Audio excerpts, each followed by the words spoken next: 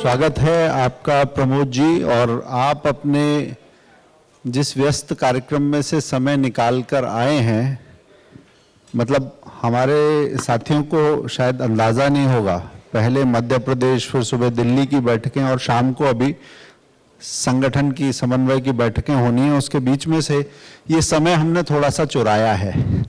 और वो इसलिए भी है कि पांचजन्य के जो कार्यक्रमों को जो रिस्पांस मिला गोवा में पिछले साल हुए, उसमें एक गोवा के बारे में, शेष भारत में जो उसकी एक छवि है, उसके बारे में समझ बढ़ाने की एक बहुत आवश्यकता मुझे लगती है। उसका एक संघर्ष भी रहा है, बाकी चीज़ें भी रही हैं। आज गोवा बहुत तेज़ी से बढ़ रहा है। मैं ज़्यादा समय ना लेते हुए, क्योंकि आपकी आगे फ्लाइट भी है,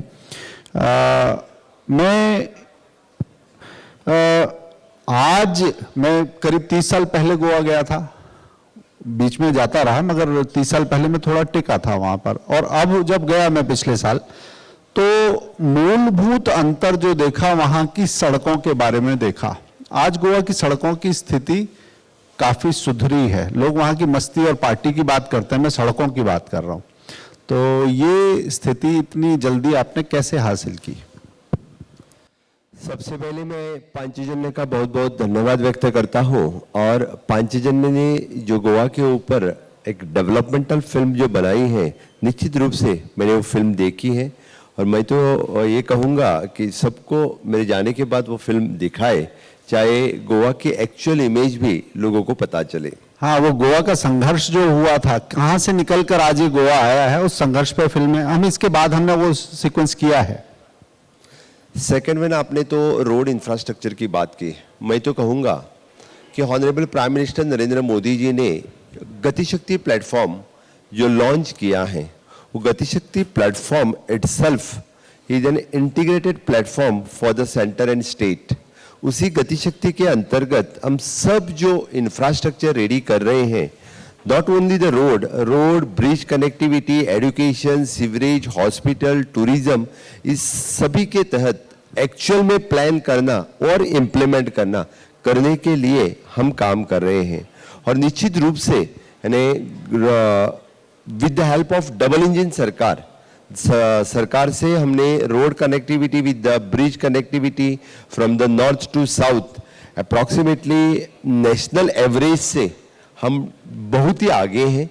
और इसीलिए तो we have spend more than 22,000 crores of rupees the government of India with the National Highway Authority has funded, which is an दो unique project, which is an एक तो Atal Setu which is the third bridge on Mandvi आपने देखा है, और second which is then 2,150 crores of rupees का जुआरी cable stayed bridge, India में द सेकेंड ब्रिज। और उसमें रिवॉल्विंग रेस्टोरेंट होने के बाद तो आप सभी ने वहाँ पे देखने जैसा ब्रिज रहेगा।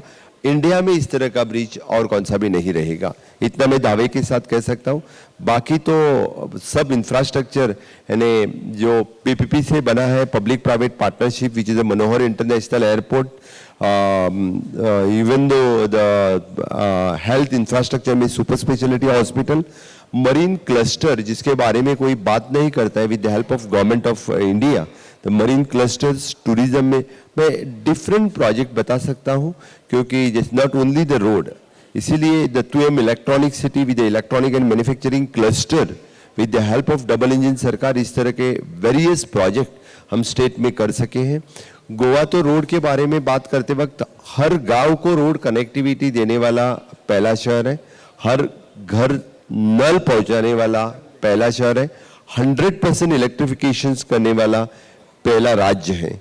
इसके लिए तो हमें ढेर सारे अवार्ड भी मिल चुके हैं, और नीति आयोग के अनुसार हम हर सेक्टर में सबसे आगे हैं, which I feel proud for that.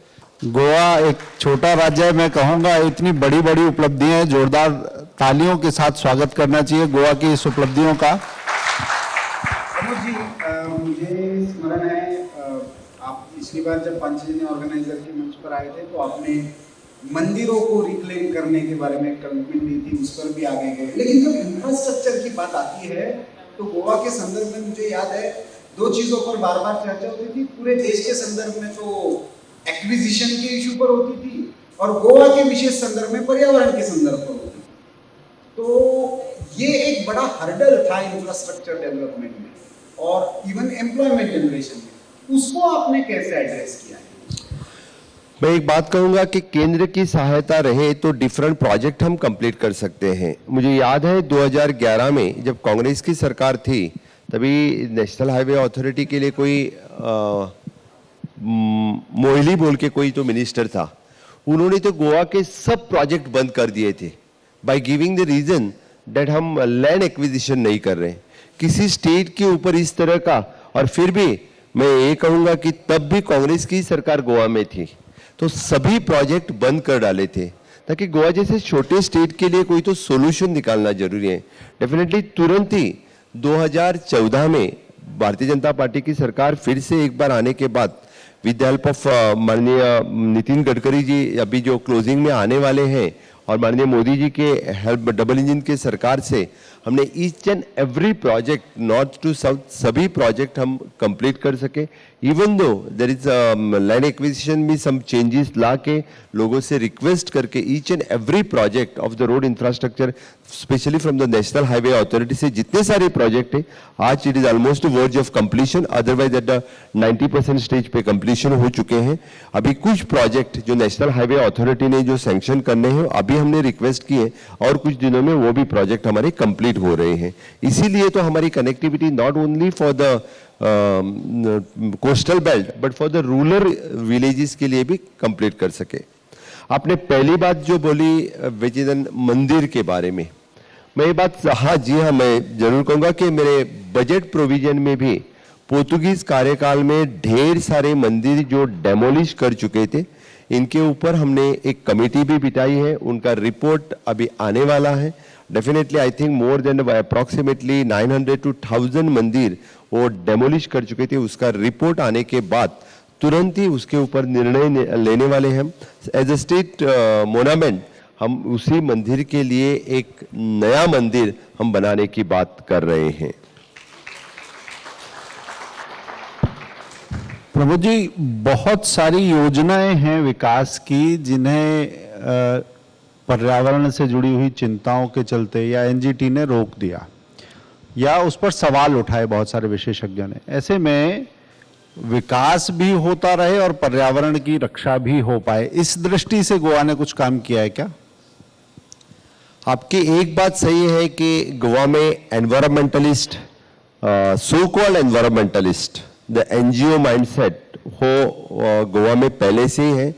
हर एक प्रोजेक्ट के लिए रोक लगाना, यानी चाहे वो CRZ का इशू निकाल के, चाहे वो एनवायरमेंटल क्लियरेंस का इशू निकाल के, आपको पता होगा even though the 3rd Mandvi bridge इसके लिए भी रोक लगा दी थी, माइनिंग बिजनेस के लिए रोक लगाई थी, मनोहर इंटरनेशनल एयरपोर्ट जिसके लिए 1 साल का स्टे था। इस डिफरेंट प्रोजेक्ट, लेकिन हमने we have fulfilled the criteria of the environment clearance and then we have started the project. लेकिन मैं एक बात जरूर कहूंगा, क्योंकि इस दौर में we are always talking about the climate change. जो हम क्लाइमेट चेंज की बात करते हैं तो सस्टेनेबल डेवलपमेंट की बात हमने गोवा में स्टार्ट कर दी है। For that purpose already with the help of world bank we have the cyclone shelters. हर एक कोस्टल बेल्ट पे हमने approximately more than 7 cyclone shelter create कर दिए हैं और each and every project which is now we are creating which is a sustainable development की तरफ पूरा हम डेवलप कर रहे हैं। इनके लिए जो पूरा इंफ्रास्ट्रक्चर जो ईच एंड एवरी क्रिएट कर रहे हैं, किस तरह से आगे इन फ्यूचर जिस क्लाइमेट चेंज में अफेक्ट में हो, इसकी चिंता हम कर रहे हैं। प्रमोद जी, गोवा जैसे स्टेट के लिए और एक जो बड़ी समस्या है वो बिजली को लेकर है। गोवा एक ऐसा राज्य है जो अपनी बिजली कंजम्पशन के लिए, पावर कंजम्पशन के लिए दूसरे स्टेट्स पर डिपेंड है। How are you managing this scenario? और ये जो नेशनल ग्रिड वाला कंसेप्ट है उसने कितना हेल्प किया है गोवा? एक बात सही है कि Goa is actually totally dependent for the power on the other states पहले से, लेकिन वो बात अभी बदल रही है। इसके ऊपर मैं कहते वक्त ये कहूंगा कि Goa the renewable energy launch करने वाला पहला स्टेट है। Now already we have declared the solar energy plan. Within a year we are converting into our capital city जो है वो हम सोलर सिटी में पेंजिम कन्वर्ट कर रहे हैं। 15 अगस्त 2024 तक हमारी कैपिटल सिटी सोलार पे रहेगी। मैं दावे के साथ कहता हूं कि वेस्ट टू एनर्जी हम बात नहीं करते। आप चाहे तो हमारा सॉलिड वेस्ट मैनेजमेंट प्लांट जाके देख सकते हैं, विच इज द प्लांट के लिए जो एनर्जी चाहिए, पावर चाहिए, which itself generated through that plant itself और self sustain हुआ है, और the 40% of the energy we are again giving on the grid that is there, even though now वहां पे जो additional gas generate हो रही है, to convert that gas into the CBG we have the additional infrastructure where we are creating. Now there is another plant is also there, solid waste management plant in the South Goa district. Again that plant with also the self sustain through the waste to power. इसीलिए हम जो बाकी जो waste to energy, waste to इसकी जो बात करें उसी तरह नहीं है। वी आर टोटली 2050 तक आगे आने वाले सभी power purchase agreement we are converting into the renewable energies, इधर in the integrated from solar, otherwise hybrid form में सोलार हो, विंड हो। Even we have sign the agreement with the SGVN. We have signed the agreement with one more another company. I'm not reminding now. 2-3 company के साथ हमने जो wind energy, solar energy और even though tidal waves के ऊपर energy के लिए हमारे ऑलरेडी एग्रीमेंट साइन हो चुके हैं। मैं दावे के साथ कह सकता हूं कि carbon emission zero which is net 2050 तक गोवा राज्य 1 नंबर पे रहेगा। एक गोवा के जब इंफ्रास्ट्रक्चर की बात आती है तो पहली बात जो पर्यटन की इमेज है, अभी आपने एक पीछे दूसरा हवाई अड्डा गोवा को मिला है आपने, तो 2 हवाई अड्डे हुए, आतिथ्य की दृष्टि से इंफ्रा की एक बात है। दूसरा एक प्रश्न और है कि खेलों के लिए बार बार सोचा गया कि गोवा में राष्ट्रीय खेल होने चाहिए, कई बार ढांचागत सुविधाएं नहीं थी, उन्हें टालना पड़ा। इस बार हो रहे हैं मगर उसमें भी कुछ इवेंट्स बाहर होंगे। ये ढांचे में कमी को आप कैसे देखते हैं और इसे कैसे पूरा किया जाएगा? पहली बात, आपने जो मनोहर इंटरनेशनल एयरपोर्ट की बात की, which is a totally project on a PPP basis, public private partnership, which is N revenue earning for the state. We are starting with the 37% revenue will come for the state. This type of it is an मुझे लगता है कि पहला project रहेगा which will give the direct revenue for the state. Again, it is an greenfield airport है, it is an export oriented airport है, which will benefit not only for the Goa but the neighboring state के लिए भी उसका benefit ज़्यादा हो जाएगा। दूसरी बात आपने कही कि नेशनल गेम्स, या we are hosting the national games on the 26 of October. माननीय PM नरेंद्र मोदी जी के हस्ते इसका इनॉग्रेशन होने वाला है। खेला मंत्री अपने अनुराग ठाकुर जी उस कार्यक्रम में रहेंगे। इसके लिए जो टोटल इंफ्रास्ट्रक्चर चाहिए नेशनल गेम्स के लिए, with the help of government of India we have already created. North से साउथ लेके हर एक गेम्स के लिए इंफ्रास्ट्रक्चर क्रिएट ऑलरेडी कंप्लीट हो चुका है, उसकी तैयारी कंप्लीट हो चुकी है। मैं तो आप सभी लोगों को इनवाइट करूंगा कि नेशनल गेम्स देखने के लिए 26 अक्टूबर से 9 नवंबर तक आप गोवा में आइए। सिर्फ एक ही games I think which is an cycling which is not happening in the our state, rest all the games we are doing in the state of Goa. एक आपने जैसे माइनिंग का उल्लेख किया, उसके बाद एक बड़ी समस्या जो लग रही थी वो जॉब क्रिएशन की लग रही है। इंडस्ट्री को लेकर एक लिमिटेशन है, कोस्टल स्टेट है, छोटा स्टेट है।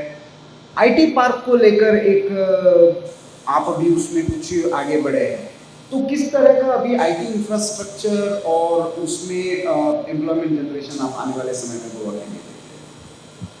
आपने 2 बात की which is in mining. We have already restarted the mining. Sustainable mining करने के लिए हमारी पूरी तैयारी हो चुकी है। ऑलरेडी हमने माइनिंग ब्लॉक्स लीज आउट करने के लिए स्टार्ट कर दिए। E-ऑक्शन हमने 9 लीजेस का E-ऑक्शन कर चुके हैं। आने वाले कार्यकाल में 20-25 लीजेस ब्लॉक्स के E-ऑक्शन हो जाएंगे और फिर से एक बार sustainable mining with under the guideline of the supreme court ने जो गाइडलाइन फॉलो की है, इससे माइनिंग स्टार्ट हो जाएगा। ढेर सारे employment which is again Goa के ढेर सारे वहाँ के ट्रक्स बाकी सब कुछ लोगों के लिए इकोनॉमी जनरेट हो जाएगी।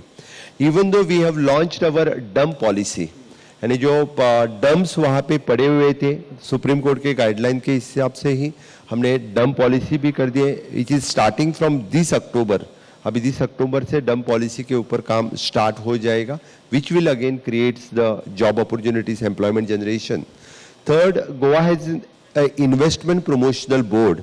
लास्ट 4 साल से इन्वेस्टमेंट प्रमोशनल बोर्ड के अंतर्गत maximum 16,000 crores of rupees we have got the investment, and approximately more than 10,000 jobs which is created, which is again it is a non-polluting industry. We are inviting in the state either in the tourism sector, otherwise in the electronic manufacturing, and third is an IT sector में इस तरह की industries हम invest कर रहे हैं। IT sector का infrastructure create करने के लिए at a 2 sites we are creating the infrastructure. Whatever जो infrastructure उनके लिए जो चाहिए वो through our IT department, through our IPB department, through our industries department, उनके लिए जो investment चाहिए वो हम कर रहे हैं। Even though we are upgrading our IDCs, Industrial Development Corporations, with the help of again through the special funds through the government of India, the 5-star IDCs create करने के लिए the Verna is one of our best industrial development corporation. Maximum pharma industry जो वहाँ पे है, लेकिन separately IT hub create करने के लिए सरकार काम कर रही है। इन द इंक्यूबेशन सेंटर इस तरह का पूरा वहाँ पे ह्यूमन रिसोर्स क्रिएट करना और द एक्चुअल इंफ्रास्ट्रक्चर क्रिएट करना, दोनों की बात चल रही है। मैं ह्यूमन रिसोर्स इतने लिए बोल रहा हूँ कि फॉर द फ्यूचर के लिए द रोबोटिक एजुकेशन स्टार्ट करने वाला गोवा राज्य पहला राज्य होगा। ईच एंड एवरी स्कूल में इट इज एन रोबोटिक के लिए जो जो इक्विपमेंट्स चाहिए वो ईच एंड एवरी स्कूल में we have introduce the robotic education. बहुत बढ़िया है, मगर आपने आईटी की बात की, प्रफुल्ल जी ने किया था, मैं आईआईटी की बात करता हूँ। एक परमानेंट कैंपस आईआईटी का होना चाहिए, इसके लिए गोवा संघर्ष कर रहा है। अगर उच्च शिक्षा के ऐसे संस्थानों की बात करें तो समग्र शिक्षा के लिए जो संस्थान हैं उनका ढांचा कितना तैयार है, क्या कल्पना है, ये समस्याएं कब तक इनका निदान होगा? आपकी बात सही है। एनआईटी के लिए हम अच्छा कैंपस दे सके, एनआईटी का कैंपस कुंकलिम में कंप्लीट हो चुका है। इधर in the month of October हम शिक्षा मंत्री के हस्ते उस कैंपस का इनॉग्रेशन होने वाला है। नेशनल साइंस फॉरेंसिक यूनिवर्सिटी के लिए हमने जगह ऑलरेडी दे चुके हैं। The third national forensic university have started in the state of Goa. International school of law, इनके लिए भी 2 लाख स्क्वायर मीटर हमने जगह दे चुके हैं। ओनली बचा IIT which is actually the 10 lakh square metre of the land, and again जहां हम लैंड आइडेंटिफाई करते हैं तो वहां प्रॉब्लम क्रिएट हो जाते हैं। लेकिन डेफिनेटली अभी we are identifying and with it short span of time IIT के लिए हम लैंड देंगे, इतना मैं वादा कर सकता हूं। अरे वाह, बहुत बड़ी एक घोषणा आज पांचजन्य के मंच से कि जल्दी ही आईआईटी का कैंपस, जो बहुत बड़ा चैलेंज बना हुआ था, गोवा उसे रिजॉल्व करने वाला है। परंतु पांचजन्य का मंच है, दिसंबर में हम सागर मंथन के लिए बैठते ही हैं। आपका फ्लाइट पकड़ने से पहले मैं एक प्रश्न और पूछना चाहूंगा कि गोवा की संस्कृति, और उस पर तो हम फिल्म देखेंगे ही इसके बाद में, ये सनातनी और उस पर तनातनी, इसके बीच में गोवा का मुख्यमंत्री कैसे कूद पड़ा? गोवा की तो एक अलग छवि लेते हैं, ये सनातनी वाली जो लड़ाई है उसे आप कैसे देखते हैं? सबसे पहले मैं सागर मंथन के लिए पांचजन्य को फिर एक बार इनवाइट करता हूं। आपका कॉन्क्लेव बहुत ही अच्छा रहा था, यानी सागर मंथन कॉन्क्लेव में ढेर सारे सब्जेक्ट्स पे डिस्कशन भी हुआ था। दूसरी बात, जो सनातन हिंदू धर्म पर आजकल जो कोई सो कॉल्ड इंडिया अलायंस, पहले एक्चुअली तो यूपीए ही है, तो इंडिया अलायंस बोल के खुद का नाम बदल के नाम बदलने से नीति नहीं बदलती, नाम बदलने से नियत नहीं बदलती, नाम बदलने से कर्म नहीं बदलता, नाम बदलने से नियति भी नहीं बदलती, या नियति भी नहीं बदलती। इसीलिए मैंने बोला कि जो उन्हीं के पार्टनर ने सनातन धर्म पर जिस तरह से अपमानित किया, सनातन धर्म को खत्म करने की बात कर रहे हैं, सनातन धर्म का नाश करने की जो बात कर रहे हैं, उनके लिए मैं कहता हूं कि सनातन धर्म सनातन काल से आ रहा है और आगे सनातन का आगे बहुत सालों तक मुझे लगता है कि सनातन धर्म का प्रचार प्रसार आगे चालू ही रहेगा। लेकिन जिस तरह से यहाँ पे अंग्रेज आके गए, मुगल आके गए, पुर्तगाल आके गए, किसी ने कोई भी सनातन धर्म नष्ट न कर पाया, वो नष्ट हो चुके। इसीलिए जो सनातन धर्म को नष्ट करने की बात कर रहे हैं वो खुद नष्ट हो जाएंगे, लेकिन सनातन धर्म नष्ट न हो पाएगा। सनातन धर्म ने किसी दूसरे धर्म का अनादर नहीं किया है, दूसरे धर्म को ऊपर से रिस्पेक्ट किया है और हमेशा के लिए सबको साथ लेके चलने की बात कही। इतना मैं जरूर कहूंगा, पूरे हिस्ट्री निकाल के देखें तो हर वक्त दूसरे धर्म को यानी खुद के साथ हो या खुद उनका रिस्पेक्ट हो, वही सनातन धर्म में जो शिक्षा दी है, इतना मैं जरूर कहूंगा। बहुत बहुत धन्यवाद प्रमोद जी। और सनातन का उद्घोष गौ की भूमि से, गौ के नाम पर ही गोवा का नाम था, और गोकर्ण की उस भूमि से अगर सनातन का उद्घोष होता तो मुझे लगता है संस्कृति का उद्घोष बिल्कुल सही समय पर सही जगह से है। और आज हम जो आपने फिल्म का जिक्र किया, मैं टीम से कहूंगा कि उस टीम की व्यवस्था करें वो फिल्म की, और इसके बाद हम गोवा की आज की यात्रा में कैसे संघर्षों में से गोवा निकला, शायद बहुत सारे लोग नहीं जानते हैं, उस फिल्म के माध्यम से हम समझ पाएंगे कि गोवा की ये विकास की पूरी यात्रा कैसी है। मैं आग्रह करूंगा कि पांचजन्य ने एक नया यूट्यूब चैनल अभी शुरू किया है जो हमारी पंचलाइन है, बात भारत की। तो बीबी के हमारा नया जो चैनल है उस पर उसके पहले सब्सक्राइबर, अभी पिछले हफ्ते एक बड़ा कार्यक्रम था, देश से पूरे विचारक जुटे थे और माननीय दत्ता जी उसके पहले सब्सक्राइबर थे। मैं गौरीश जी से आग्रह करूंगा कि मुख्यमंत्री जी उस चैनल को सब्सक्राइब करें और हमारे ट्विटर हैंडल से अभी उसका लिंक ट्वीट होगा, सब लोग उसको सब्सक्राइब कर सकते हैं और शोध परक ऐसी जानकारी फिल्मों के लिए आगे हम उस चैनल को फॉलो कर सकते हैं। जी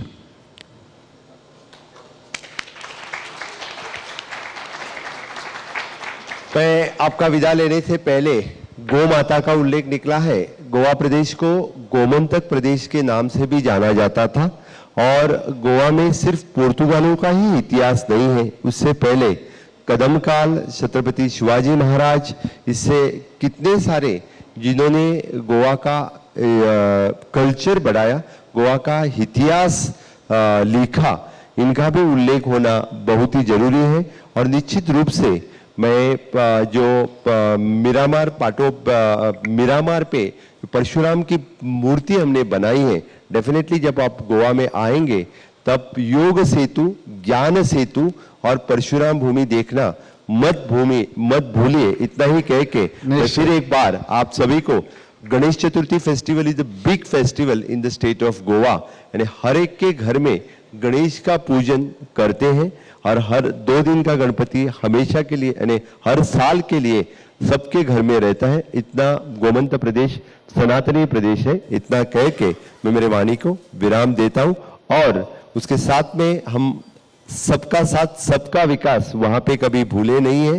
गोमंत प्रदेश में यानी माइनॉरिटी और सभी यानी हिंदू, कैथलिक और मुस्लिम एक साथ में रहते हैं। यूनिफॉर्म सिविल कोड फॉलो करने वाला एकमेव प्रदेश है, हम हर वक्त कहते आए हैं। सावरकर जी ने गोमांतक के संघर्ष को बहुत अच्छे से दुनिया के सामने रखा था। मैं सबसे आग्रह करूंगा कि बाद में पढ़े भी। और ओवर टू यू तृप्ति। बहुत बहुत धन्यवाद मुख्यमंत्री जी। और सबसे बड़ी बात कि जब पिछले बार दिसंबर में सागर मंथन वहां हुआ था तब गोवा की गति सड़क से लेकर संस्कृति तक हमने वहां देखी, और दोबारा ये आमंत्रण देने के लिए आपका पांचजन्य की ओर से बहुत बहुत धन्यवाद। मैं आग्रह करूंगी श्री ब्रिज बिहारी जी जो निदेशक हैं भारत प्रकाशन के, वो मंच पर आए। साथ ही प्रोफेसर अश्विनी महाजन जी अखिल भारतीय सह संयोजक स्वदेशी जागरण मंच से, और माननीय मुख्यमंत्री जी को सम्मानित करें।